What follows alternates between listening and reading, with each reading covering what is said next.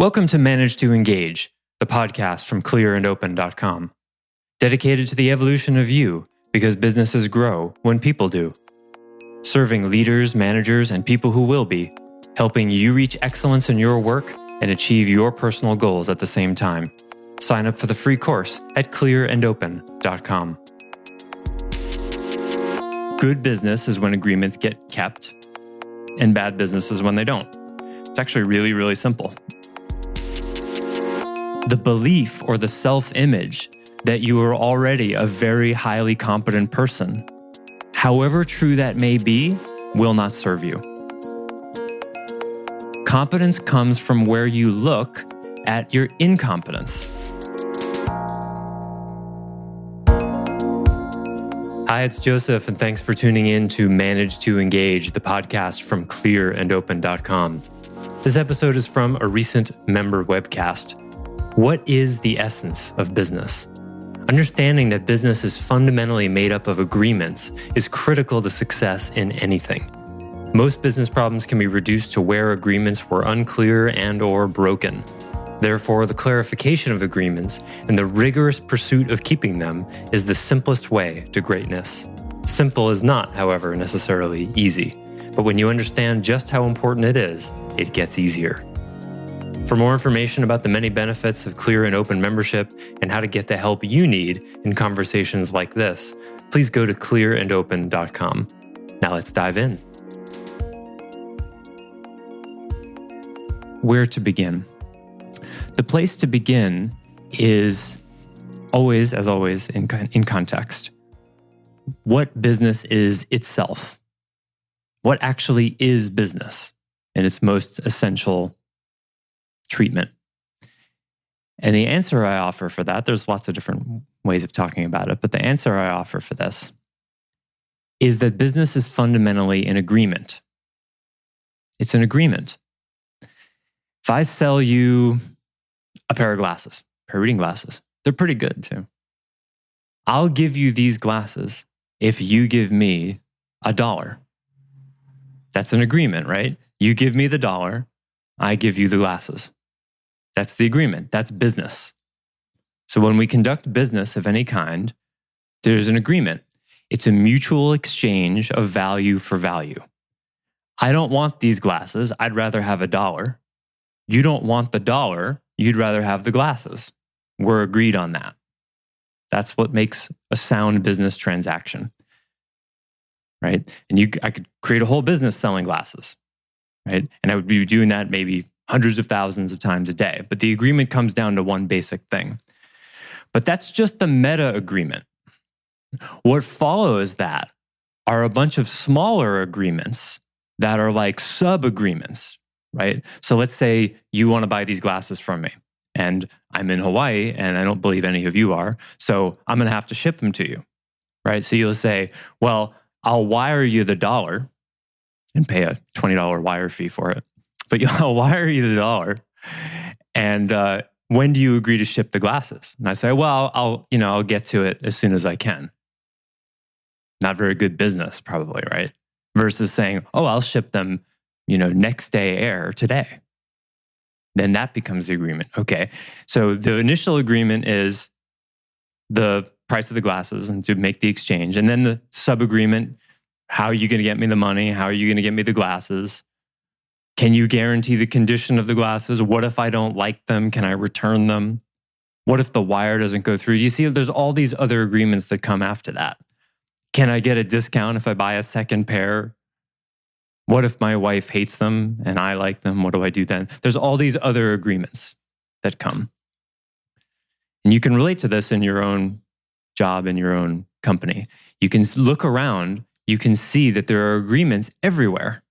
Everywhere. Everything that's happening has to do with agreements. So business is fundamentally made up of agreements. And actually, you can go bigger than that. You can look at anything in life and see it as a bunch of agreements. If I started talking about my favorite Christmas cookie recipe today, and I talked about it for half an hour, you'd probably not be so happy about it. You might be amused for about 90 seconds, but you wouldn't be happy about it. Why? Because that's not the agreement of what this is about, you see? That's not the agreement. So you can look at anything and everything through the lens of what was the agreement. And if you look at conflict between people, whether business or personal or anything, you can often reduce that back down to where the agreements were often unclear and then broken. Because usually the unclear agreements are the ones that get broken the fastest. So that's the context for all of this. The business is fundamentally about making and keeping agreements. And good business is when agreements get kept, and bad business is when they don't. It's actually really, really simple. I had a great experience going to, I broke my sunglasses, which is a terrifying thing to happen in Maui. They're Maui gyms, so I knew they'd be able to fix them for not a whole lot of money. But the idea of having to ship them somewhere terrified me because I have no backup sunglasses. But I was able to drive to Maui Gym headquarters, which was just like 40 minutes away. And they told me it would take about 15 or 20 minutes for them to be fixed. Cool. I sit down, begin randomly meditating on a bench in the foyer, and they're done in 5 minutes. And I was delighted because not only did they keep the agreement, but they exceeded the agreement. And of course, most of us secretly probably know. They know it almost never takes 15 or 20 minutes, right? They just tell you that so that you're delighted every time it doesn't. Now, this is a very, very simple thing, but we experience this all the time, right? How many times are you on the phone with Bank of America or Wells Fargo or some insurance company? The recording says, or a person says, can you please just hold a minute? And then 5 minutes later, you're off hold. Now, that was a really simple, basic opportunity to keep an agreement. All they had to do was, can you hold for 5 minutes? And then keep you on hold for 4, and you'd be delighted. Wow, thank God I wasn't on hold for 5 minutes. That wasn't nearly as bad as I thought. But that's not what happens. And on the same subject, have you noticed that somewhere in like the last 5 or 10 years, when a plane is delayed, they don't even apologize for it anymore? You know, you're sitting at the gate and they just tell you that the plane's delayed 20 minutes. There's no expression of empathy or remorse or we're sorry about that. At least the airlines I've been flying in the last few years. Somewhere along the line, like they stopped taking responsibility for that. It's really quite upsetting. So anyway, that's all the context, or some of the context. Another piece of context to help you take in, because when you hear these things, you're going to hear them as being very simple. But simple is different than easy. Some of you heard me do the talk on the 5 stages of engagement a few weeks ago. If you haven't heard that, I encourage you to listen to the recording. Crisis, survival, security, thrival, and flow. Crisis, survival, security, thrival, and flow. And I'm not going to go into them at the moment, but the idea is these speak to a level of engagement and a level of competence that anyone can bring to any situation. And the principles I'm going to talk about today are probably the 3 most key principles for moving from anywhere in the bottom 3 stages to thrival. They don't apply so much for moving from thrival to flow, but most of the time people are stuck either entirely in their life or in one domain of their life or in one, couple hours of their day because they're not honoring one of these 3 fundamental principles. And again, these are going to seem really simple. Just like it's really simple to tell someone that they're going to be on hold for 5 minutes and then only keep them on hold for 4. Look at all of the business that you do interactions with and look at how many missed opportunities there are for them to keep their promises or underpromise and overdeliver. You know the effect that has on you. It works.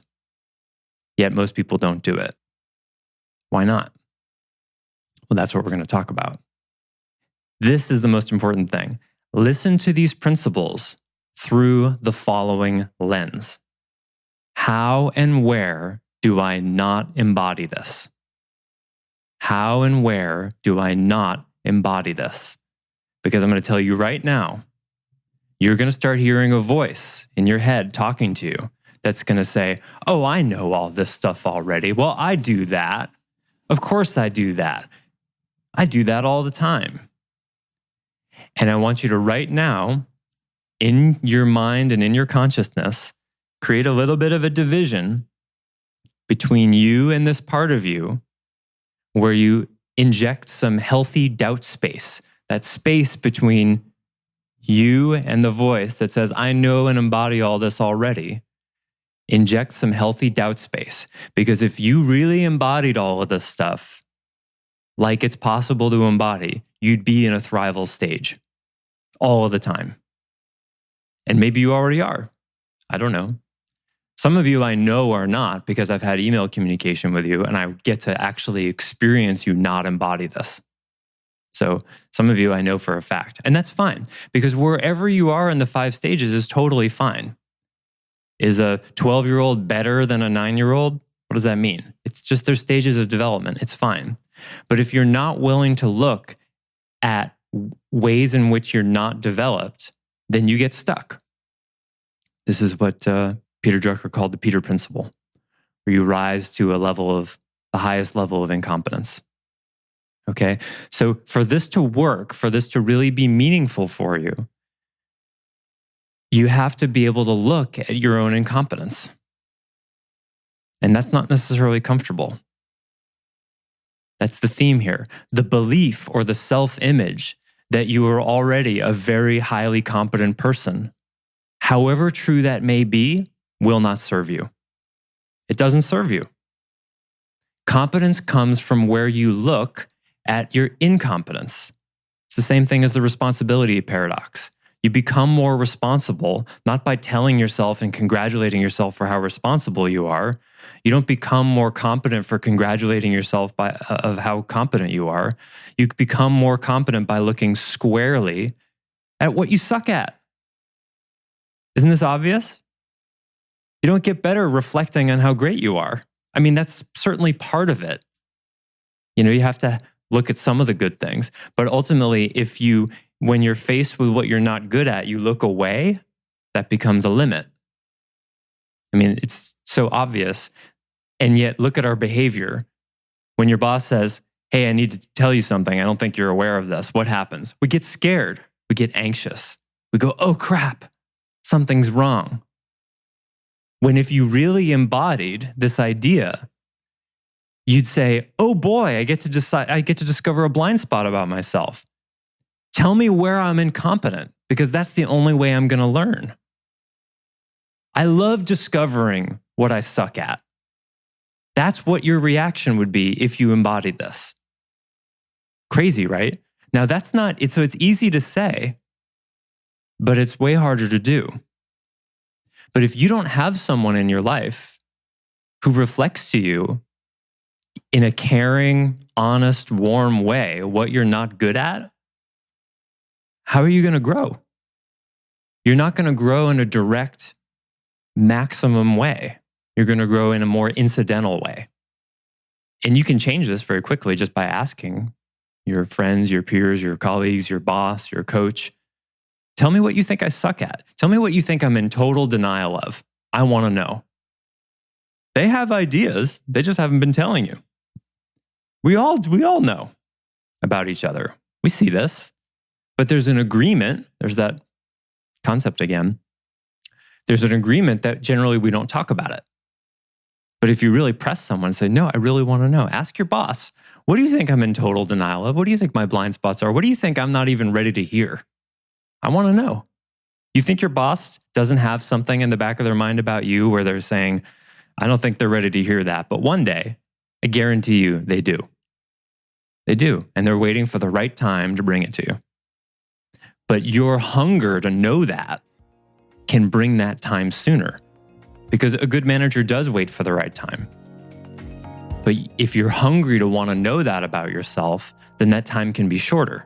And guess what? Your boss would love that.